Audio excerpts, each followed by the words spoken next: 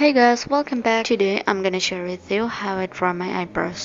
Eyebrow draw করার জন্য এখানে আমি মানজির 2-in-1 এই ব্রাশটি নিয়ে নিচ্ছি, যেটা এক পাশে হচ্ছে অ্যাঙ্গেল ব্রাশ এবং অপর পাশে স্পুলি ব্রাশ। আইব্রাউ ফর্মেট হিসাবে আমি আজকে ইউজ করব আমার এইচএম এর লিপস্টিক প্যালেটটি, যেটাতে একটা ব্ল্যাক শেড আছে। ওটা আমি সাধারণত লিপস্টিক হিসেবে ইউজ করি না, সো এটা আমি আমার আইব্রাউ ফর্মেট হিসেবে আজকে ইউজ করব।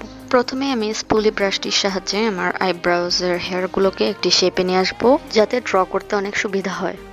তারপর আমি আমার অ্যাঙ্গেল ব্রাশে একটু সামান্য প্রোডাক্ট নিয়ে হালকাভাবে এভাবে দুই একটা করে স্ট্রোক দেওয়া শুরু করব। এভাবে করেই দুই একটা করে স্ট্রোক দিতে দিতে আমি আমার পুরো আইব্রাউটা ফিল আপ করে দেব এবং আস্তে আস্তে এভাবে সামনের দিকে এগোবো।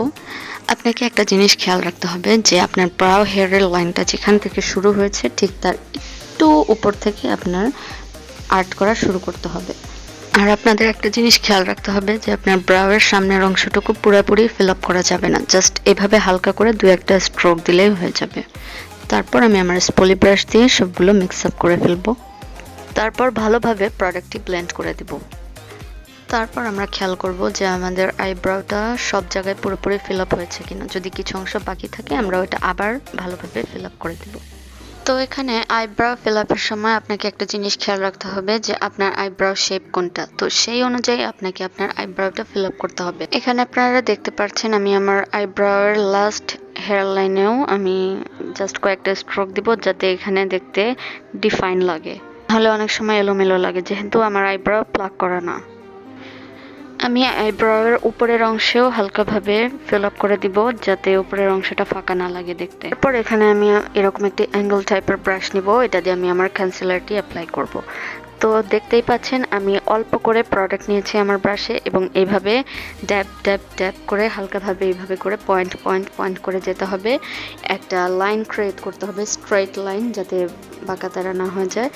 এবং তারপরে আপনার আইব্রাউয়ের এই প্রথম অংশ থেকে আস্তে আস্তে এইভাবে করে ড্র্যাগ করতে হবে ব্রাশটি, যাতে সব জায়গাটা স্ট্রেটভাবে ফিল আপ হয়ে যায়। এখন হচ্ছে ব্লেন্ডিংয়ের পালা। আমি যে লাইনগুলো এঁকেছি এটা দেখতে অনেকটা তীক্ষ্ণ লাগছে আর ব্লেন্ডেড লাগছে না, তো যার কারণে আমি আমার প্রথম অংশ থেকে হালকাভাবে ব্রাশটিকে নিচের দিকে টান দিব। এভাবে করে নিচের দিকে জাস্ট হালকাভাবে নিয়ে যাব, যাতে আমাদের আইব্রাউটা আরও শার্প লাগে, আরও ডিফাইন লাগে এবং কনসিলারটি ব্লেন্ড হয়ে যায় ভালোভাবে। আইব্রাউয়ের উপরের লাইনেও আমরা ঠিক সেইভাবেই কাজ করব। এরকম অল্প একটু প্রোডাক্ট আমরা ব্রাশে নিব এবং আমাদের লাইনটা বুঝে আমাদের পয়েন্ট করে করে এইভাবে করে জাস্ট ড্র্যাগ করব, জাস্ট টান দিব আর এইভাবে করে কনসিলারটি ব্লেন্ড করে দেব। এবং বাড়তি যদি আমাদের কিছু হেয়ার থাকে ওইটা আমরা এই কনসিলারের সাহায্যে হাইড করে ফেলবো। ওকে, আমার এই কার্ভেরিয়াতে কিছু কাজ এখনো বাকি আছে। আপনারা দেখতেই পাচ্ছেন এখানে কিছু হেয়ার এখনো ভিজিবল। সো আমি এরকম একটি রাউন্ড ফ্ল্যাট ব্রাশের সাহায্যে অল্প কিছু কনসিলার আমি আমার আইব্রাউয়ের বটম পার্টে ইউজ করব, যাতে আমার ওই হেয়ারগুলো আর ভালোভাবে দেখা না যায়। এবং এইভাবে করে ড্যাব ড্যাব ড্যাব করে ব্লেন্ড করে দেবো, এতে কাভারেজটা আরও বেশি আসে এবং হেয়ারগুলো আরও ভালোভাবে ঢাকতে পারবেন আপনি। এবং যে অবশিষ্ট প্রোডাক্টগুলো ছিল ওটি আমি আমার আইব্রাউয়ের উপরের লাইনটাতে ইউজ করে ফেলবো। And yeah, my eyebrow is done. So এই ছিল আমার পুরো ভিডিওটি, যে আমি কিভাবে প্লাক ছাড়া আমি আমার আইব্রাউ ড্র করি। আশা করি যারা আপনারা আপনাদের আইব্রাউ প্লাক করেন না তাদের জন্য এটা অনেক কাজে দিবে। If you like this video, please give this video a thumbs up, please subscribe to my channel and don't forget to share and comment. আল্লাহ হাফেজ।